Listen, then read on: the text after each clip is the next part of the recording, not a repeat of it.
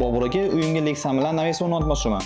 Shunga birinchi Lexan olib, keyin naves qildirganim yaxshimi yoki naves yasatib, shanga qarab Lexan olsammikan? Birinchi o'chirtda naves yasab olgan yaxshi. Sababi naves tayyor bo'lgandan keyin qancha ob'yem Lexan ketishi ma'lum bo'ladi. Keyin agar usta professional bo'lsa, u Lexanning razmerini biladi, necha bo'lishini. Shunga qarab navesni iloji boricha Lexandan abxod chiqmaydigan variant qilib yasash kerak. Misol uchun Lexanning razmeri 12 metrga 2 bo'ladi bitta listi. Abxod chiqmasligi sababiga o'shanga qarab naves razmerini chiqarish kerak. Keyin 2 eniga qarab kesib sotilmaydi hech qachon. Faqat 12 metrga 2 bo'ladi Lexan.